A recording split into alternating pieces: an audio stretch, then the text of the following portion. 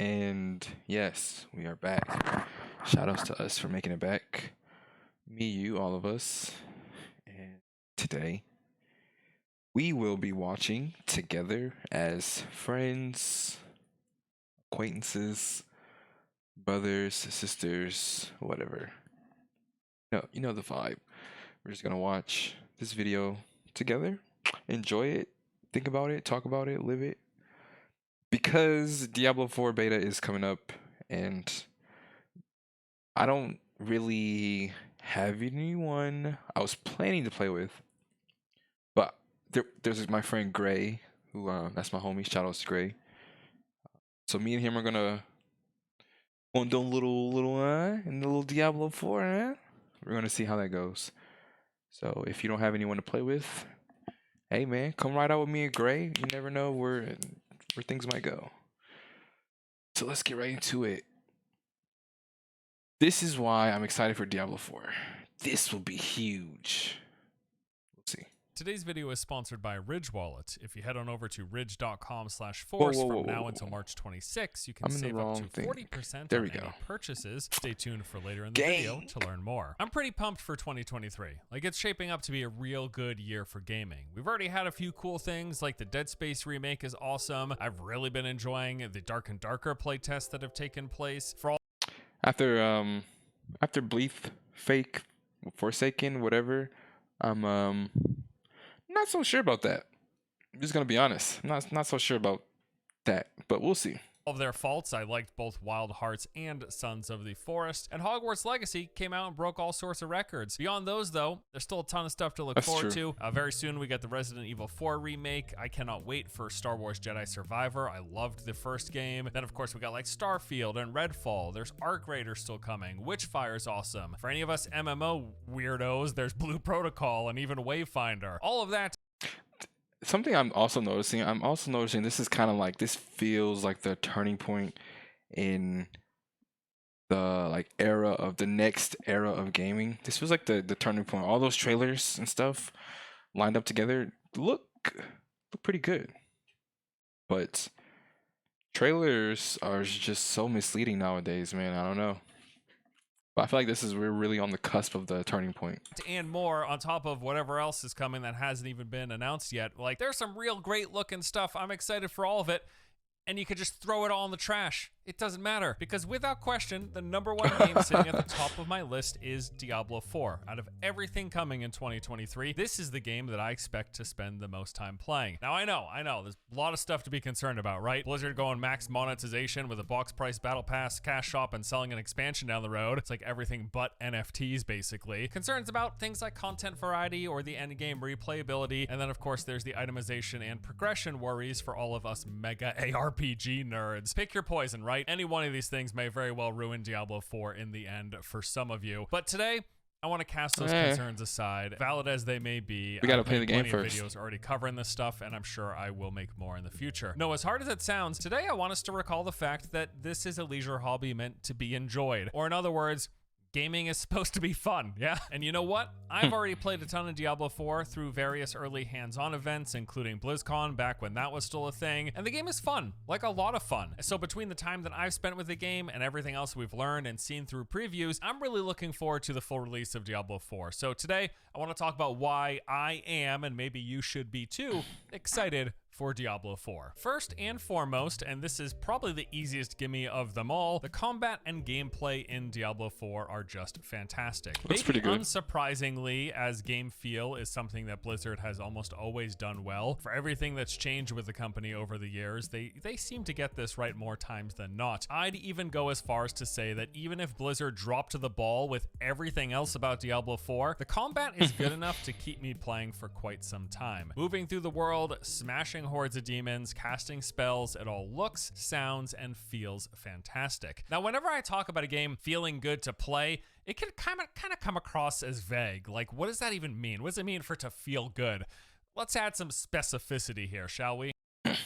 In my opinion, a game feels good when everything is there's a lot of fidelity in between everything you do. The UI is smooth, the transitions from loading screens are smooth, how you play your character is smooth.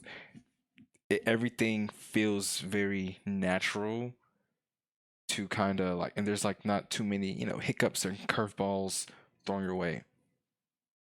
That's why I truly believe Elden Ring spoiled a lot of us, because Elden Ring is just super smooth from beginning to end.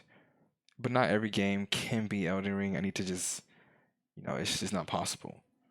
But I mean, and there's other games that have been smooth from beginning to end. Spider-Man Remastered was smooth beginning to end. Everything about it is super smooth, really fun. So it can be done, but it should not probably be the standard. I don't know. It should be the standard in my opinion, but I can understand that not every game can do that. Game feel really has everything to do with the moment-to-moment satisfaction that comes from character movement and combat. Separate from any other systems, features, or progression, much of what we attribute to good feeling gameplay really boils down to a few things. First of all, having low input latency and responsive controls, like your character responding properly and in a timely manner to your inputs. When this is even slightly delayed, it can feel awful. When it is on point, it feels super crisp. Along with that is having smooth and high quality animations for the character, the various attacks, and then how those attacks are received by targets as well as the environment. Things like accurate hit detection play a big role here as well. And actually, to that point, Blizzard has detailed some of the work they've done to ensure that the damage hitboxes match up with attack and spell animations as much as possible. So when you swing your sword, the damage is applied with the animation and not just when the animation happens. They actually showcased a few examples of how this plays out, and while it may seem like a minor thing, this sort of detail cool. I mean, I like adds it. a ton to the feel of the gameplay experience. On top of that, they've also revamped how enemies react to When I actually played Path of Exile and messed around with Cyclone, I didn't really understand how impactful it is to have something spinning and hitting a lot all the time.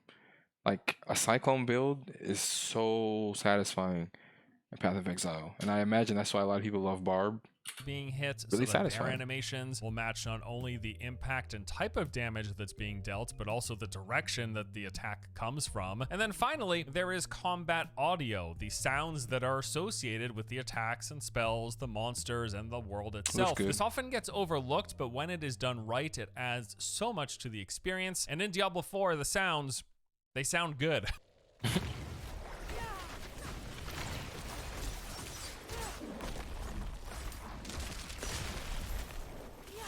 They do sound nice.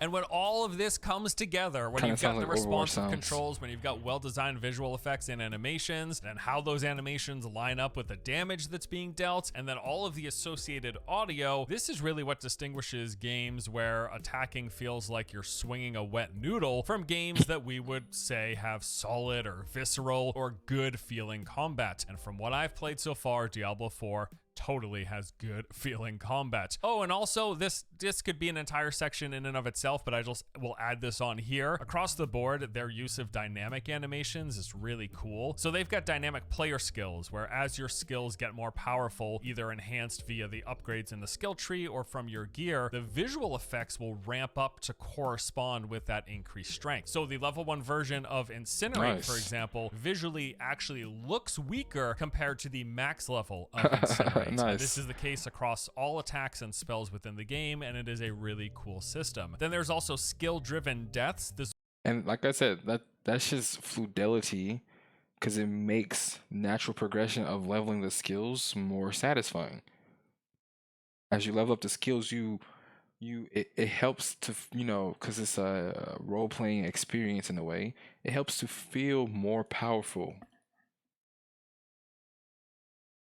And I think that goes a long way. was a feature in Diablo 3, and it's making at least a people return notice with some it. improvements here. There are basically multiple categories of death type for enemies, which trigger depending on what ability it was that killed them. So every class in the game actually has access to a handful of unique death animations that they can inflict upon enemies. So like everything else that was in this first section, it's just one more piece of the puzzle that really adds this level of detail, this attention to detail that all comes I together. might play that class. really That class enhance looks the nice. experience that Incinerate. make That was That's in the kind of game, cool. the gameplay, the feel of it, all really, really good. Now, before we go on to Whatever reason it number is, 2 as Switch. to why you should be excited, I'd like to thank today's sponsor. Today's video is brought to you by longtime sponsor of the channel, Ridge Wallet. I swear at this point I could pitch these things in my sleep. It's a real straightforward product. Ridge Wallets are designed to help streamline what you carry. They're also made of durable material, which gives them a nice weighty feel, and they've got this simple, compact design. So you carry just what you need, and it takes up less space than I don't really like the I've been design using on Ridge it. Wallets for over a year now. I like the They're great. screws, I really like them. or List whatever of those features are. of these wallets include the ability to hold up to 12 cards, as well as having room for cash. These are offered in over 30 different colors and styles, and they also come with a lifetime warranty and a 99-day Where's my risk-free wallet? trial. Ridge also offers a range of other products, including This key is the type of cases, wallet I watches, have. and even pens. Now, I like this month, something Ridge has simple. got a special 10-year anniversary sale taking Super place. simple. If you use the link below or head over to ridge.com/force, from now until March 26, you can save up to 40% off any purchase. And now let's jump back into the video. So Simplicity, reason number baby. 2 That's is me. the open world. I actually made an entire video dedicated to talking about D4's open world. Suffice it to say, I really like this feature of the game. You know, most ARPGs up to this point have primarily used a zone structure with their worlds broken up into like these distinct named areas that have hard loading screens between them. Well, Diablo 4 is going full open world with the entire overland being one massive, seamlessly explorable space. There are still things like phasing depending on your story progression and whether or not you've cleared certain areas, such as strongholds, and there are instances specifically for the game's dungeons. But outside of that, the whole overworld space, the whole open zones, each of the game's 5 distinct regions, they can be moved through from one to the other seamlessly without hitting a loading screen ever. And this really just adds so much to the immersion in my experience. It's definitely a big part of the reason I actually fell in love with MMOs that have done something similar. Like, for example, in WoW, when I first realized that I could walk the entire length of a continent from the southernmost point of Stranglethorn Vale all the way up to the Plague Lands, I was just blown away. Like, it makes for such an immersive, engrossing world. That's how I felt with Arcage when I realized that the level 50 area was basically connected to the enemy's level 1 area. I was just like, that's so cool that you can, like, they share land like that. I thought that was just so cool. It was just like, because you meet so many people and different things on the journey there, doing so many different things.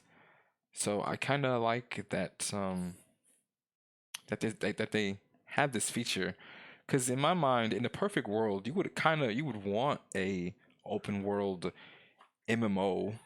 Open world players is dynamic, so the game kind of feels like a living, a good long experience. That's kind of what you would want in a perfect world, but it never really pans out like that for some reason. That really, really adds to spending time. Obviously, because you know, makes content it feel is like not a much more lively easy place. to make. Now, each but of the zones in Diablo 4 are, as expected, thematically distinct. So they've talked about how, as you go through these zones from one to the next, you're actually going to see natural transitions in the environment. They said if you walk from the Fractured Peaks into Howitzer, you'll come across all these waterfalls caused by snowmelt. So you're actually going to see the snow like melting away, forming into rivers and then into waterfalls, and then making its way down into this large basin that fills up Howitzer and kind of causes all of the swamp water of that area. But beyond the look and the setting, every region also the brings chains, with it that a was unique hard. twist to the content inside of it. So, for example, the interior of dungeons will be modeled after their location. In Skosglen, dungeons may be flooded with moss all over the place because that fits the region. Or in Kexis, you're going to be seeing a whole lot more sand in the dungeons that you go in. Same goes for the monsters within each region. So you might find the snowy goatmen in Fractured Peaks, but you will find lightning goatmen in the dry steppes. And even there are Lightning certain goatmen. monster families that are primarily tied to a single region. Like the Drown, for example, would be mainly found on the coast of Skosglen. Now, all of this like thematic and immersive stuff aside, Diablo 4's open world is full of basically everything you expect from an open world game. There will be dungeons, over 100 of them, in fact, each one with a set entrance in the Over world 100 that's unique dungeons, to it, and each dungeon has its own unique theme and backstory and quests that will go to it, all with these procedural elements that change the layout and enemy encounters so that no two runs through a dungeon are exactly alike. Beyond fighting monsters, you're also going to find special events in dungeons, special shrines, puzzles, and boss fights, and then dungeons are also where you go to farm the aspects, which are use to enhance your gear with legendary powers. There are public events scattered all about. These are just special objectives that multiple players can engage with. You'll see these little red rings on your mini-map. You go there, you do whatever the objective is, and you collect a reward. They've got strongholds, which are basically bigger, elaborate events tied to particular points of interest, like castles and towns. It's almost like doing a little quest chain that you just come across naturally as you find it in the world. Clearing these areas change them permanently. This will open up new content a lot of times, like a small town can appear. Maybe it unlocks a new event hub, or even sometimes one or even multiple dungeon locations. Some other stuff in the open world include things like cellars, which are these small one-room areas with some enemies to clear and mini bosses. There are collectible resources used for the game's crafting, so you'll find things like ores, berries, and demon hearts. There are these things called the Altars of Lilith, hundreds of them in the game, and when you find them, which they are actually many of which are difficult to locate, but when you do find them, they grant you a permanent stat boost for all characters. It's an account-wide stat boost, increasing things like your strength, intelligence, and dexterity. But then there's the real big stuff, which actually leads me into reason number 3 to be excited about Diablo 4, and that is its large-scale group content. So currently this comes in 2 forms: world bosses and legion events. World bosses are exactly what you expect. These are large-scale fights. I've always thought, so back again to Arcade, when we did group events, it was the Serpentis, so the hardest dungeon for the armor. And not gonna lie, it is pretty satisfying to be playing with complete strangers and have a dedicated role in the dungeon and do call outs and be part of the whole like clearing sequence, even if it's just calling out. What do we used to call out? We used to call out wings on one of the rooms, lasso some of the rooms, and I think on the last room you have to call out if you have a debuff, or because you have to either have to be healing someone or you have to be moving away from someone constantly, something like that. And it's just super, just like nice to get it done the first time. It's even better to be part of the group that does it the first time. That always feels like, okay, that was pretty cool. And then, be important to that process. So, looking forward to this. We'll see how it goes. Fights in the open world against very big bosses. Now, when I played a preview last year, there was one world boss in that area. It was located on the far eastern side of the Fractured Peaks, part of the world that was clearly designed specifically for the fight. It was like this large open iced over lake with nothing else around it. So there's a warning that goes up 5 minutes prior to a boss spawning. There's a countdown timer. You go to the area, and in our instance, we saw like this massive spawning pool. And when the timer ended, out. My thing is also, I don't know. In ARPGs, I don't even know like how a world boss. Well, I guess they just have mechanics that you just have to dodge. So it's really just up to all participants to play their part. Okay, I was thinking like, how would you make it difficult if it's a world boss? It's kind of just like you could show up and just do damage, but hopefully if the world boss is actually hard and you need like a certain, I don't know, evasion or resistance. We'll see. Popped Ashava the Pestilent. So he's like a kind of bird-looking monstrosity. He's got a beak and a lot of spikes, these 2 large talons, and what are probably wings if he had feathers, and a few different abilities, like he could jam his claw into the ground and then swoop it around in a big arc. He would leap away from the group, forcing you to get closer, but then if you did, he had like a lunge attack, or he could smash his arm directly underneath him. So you fight the boss, you try to not get one shot, and they have various health segments, and then as a lot of boss fights in games like this are, they will go through different phases as you get their health lower and lower. And I gotta say, from what I played, the sense of scale in these fights was really awesome. One reason is because they zoom the camera way back, much further than where it typically sits, and this really makes the boss feel a lot larger because your character looks a lot smaller on your screen. Now, Blizzard has said that these fights will cap out at, I believe, 12 players, so that's a decent number of people all going after one boss. And I do believe they intend to launch D4 with 4 world bosses. I know 3 have have been confirmed so far, but I'm pretty sure I heard there's going to be a fourth that's just not revealed yet. But beyond boss fights, there are also what are known as Legion events. Now, these are kind of like public events, but at a much larger scale. Sometimes these will just be out in the world, but other times they will be locked behind a stronghold. So again, in the preview build that we played in the Fractured Peaks, there was one stronghold called Core Dragon. We went there and it was like infested with these vampires. We had to clear these boils, go through a couple of phases, and once we cleared the stronghold, it opened up one of these Legion events. And yeah, it's just like a much harder version of a small public event, multi-scaled, a lot of different objectives, difficult mini bosses, sometimes an actual full-on boss, and these appear to require multiple people to take on, similar to the world boss. And that's good to hear, because kind of want challenges here and there that aren't always just like super like giga in game.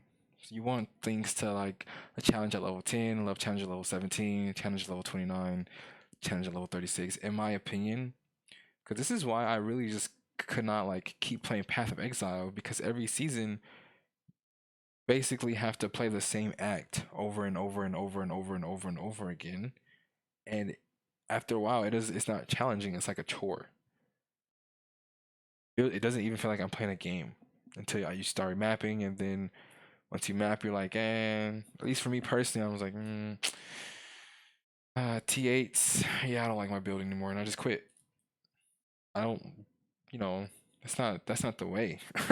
So pretty cool stuff. 2 large-scale group content already in the game, but honestly, it feels like they're kind of just scratching the surface. And what I am most hopeful for is the potential that they could open this up and do more with it. Personally, I would love for Diablo 4 to take a note out of Lost Ark's book when it comes to their end game raiding specifically. Having this challenging content that requires big teams of players to take on, and that is a lot more than just like a DPS or a survivability check, with mechanics that require players to pay attention and not just like, hey, don't stand in the fire, you know what I mean? There's just a lot of potential to craft interesting encounters, big group content. We see it in Lost Ark. Even from Blizzard's very own perspective, they've got WoW. They've designed a lot of PvE group content encounters, and I would love to see a Diablo spin on this sort of thing, or what I would refer to as like the pinnacle end game content, these longer term goals that you're working towards as you're going through the gearing up process. I would love to see it. At the moment, we know that the end game in Diablo 4 will consist primarily of running nightmare dungeons, doing the Helltide open zone farming, world bosses, and the Tree of Whispers. And I just think it'd be cool if they add more bigger scale stuff to this list. Now on to reason number 4, and that is PvP content. You know, in any game that I've ever played that has open world PvP, that aspect of the game inevitably ends up creating some of the most memorable moments. There's just something about like the sense of danger and unpredictability of open world PvP that makes for lasting memories, honestly. And so I'm happy to know that Diablo 4 will have it. Specifically, they've got what are called the Fields of Hatred. These are designated areas of the world where PvP between players is 100% open. Anyone who steps into these zones is flagged for PvP up until they leave. Now, beyond going over there for the sake of conflict and fighting other players, there is loot, resources, and a special PvP currency. So Blizzard has stated that the gear and the loot that drops in these regions will be similar to any other endgame activity. So fans of PvP don't have to feel like they're sacrificing any of their PvE progression. And yeah, basically, in general, Fields of Hatred are going to be just like any other zone in the game in terms of its content and things to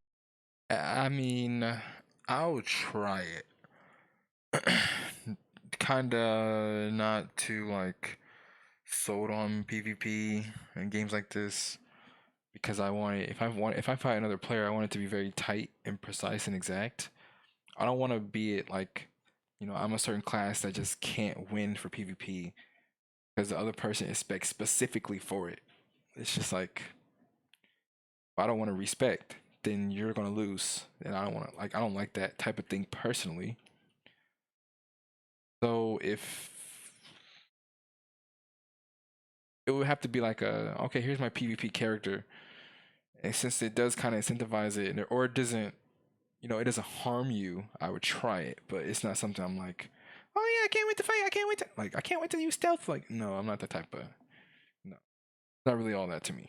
to do, as well as the loot that you'll get. There will be dungeons, public events, altars of Lilith, and everything else that I mentioned, but with the extra addition of open PvP and a special currency called Seeds of Hatred. So by either killing monsters or other players in these regions, beyond whatever loot drops, you'll also collect Seeds of Hatred. The seeds themselves are useless until they are extracted into red dust. Now to do this, you have to head to these static altar locations, deposit any seeds you've collected, and this slowly begins converting it into red dust. But during this process, which takes a bit of time, there will be a zone-wide notification alerting nearby players that someone is using the altar. What this ends up doing is kind of creating this focused PvP conflict. Now, if you successfully extract the seeds into red dust, you keep the red dust for good. But if you die while carrying the seeds or while trying to convert them, other players can then steal the seeds and then turn it into red dust for themselves. It's kind of like and what is the red dust used for? Well, from my understanding, that one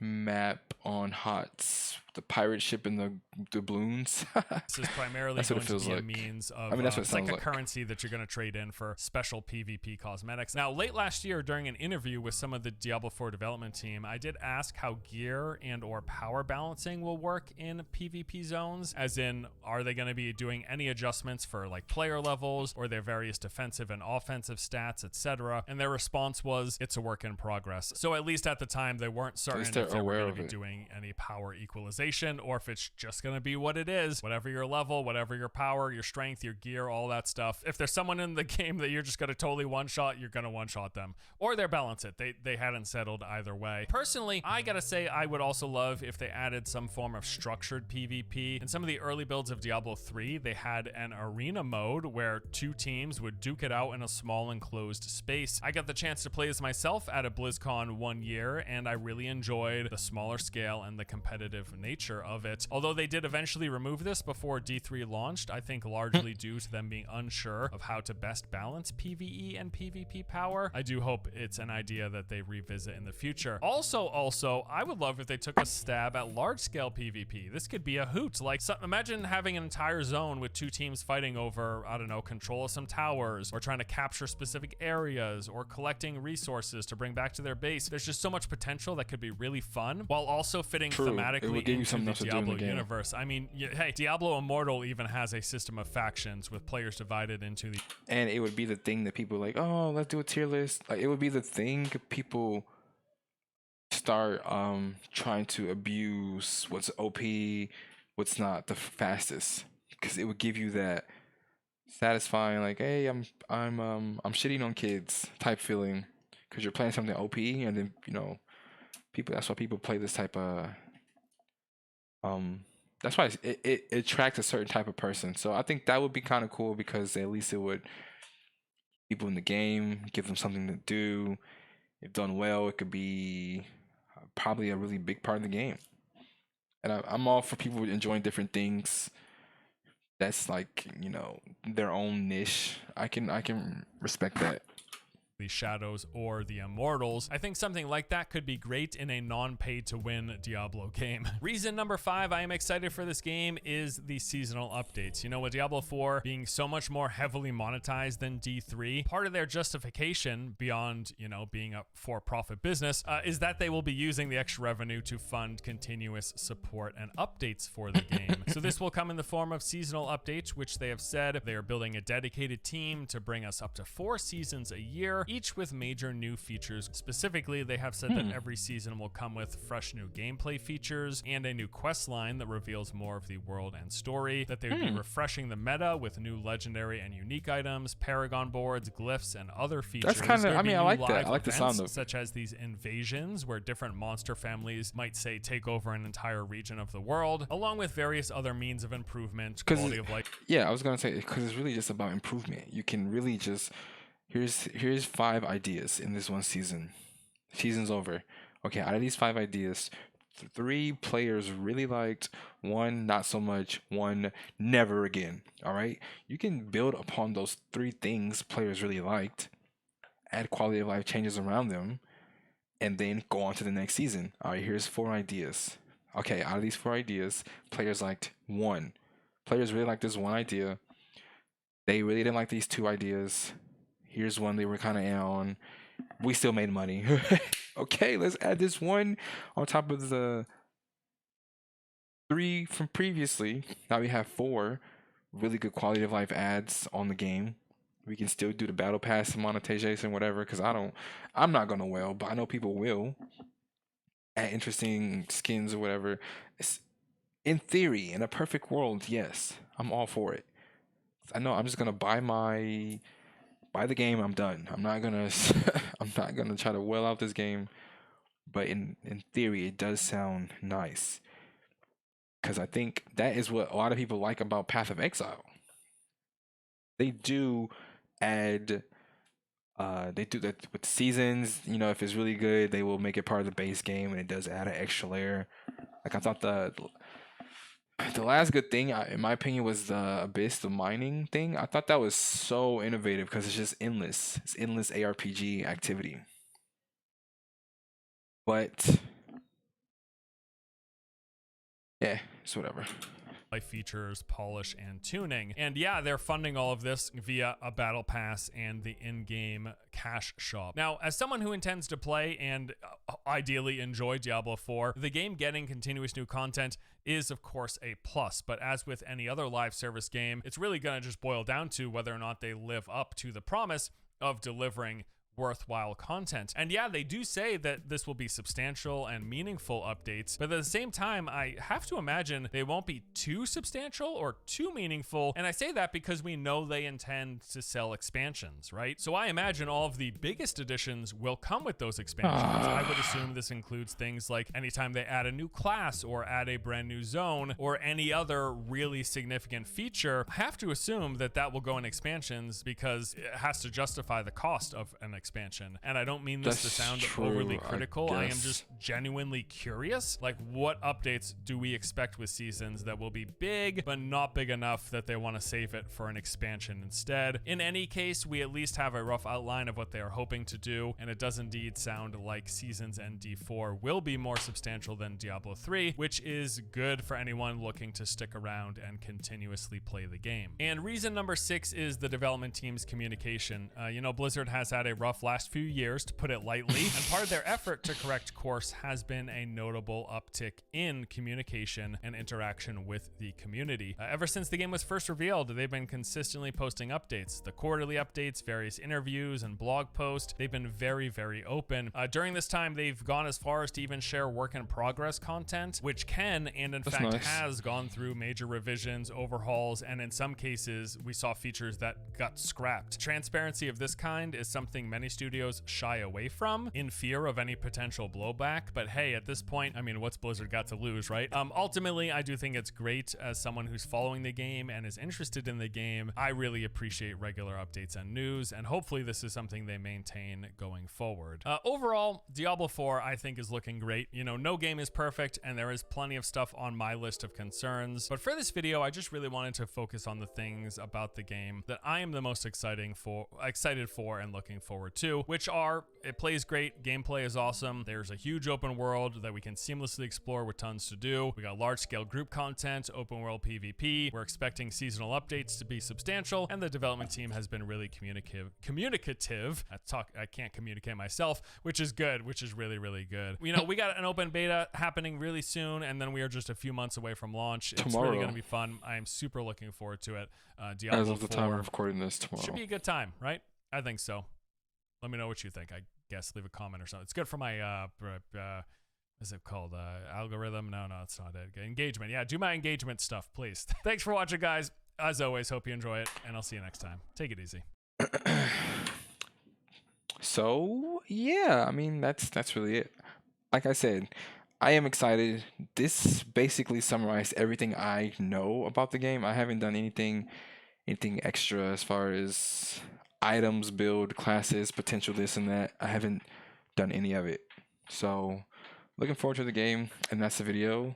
Hopefully you guys are looking forward to it too. Like I said, like me and Gray, and you don't really have anyone to like, yeah, this game is, just to talk about it. Don't worry, you're not alone. I'm sure you'll find someone, because me and Gray are gonna be doing our thing, and yeah, I might stream it. We'll see. But that's the video. Thanks for watching. Hope you guys have a great time with Diablo, and we'll see how the beta is and talk about it and impressions and my opinion and that. Tell someone you love them. Thanks for watching, and peace.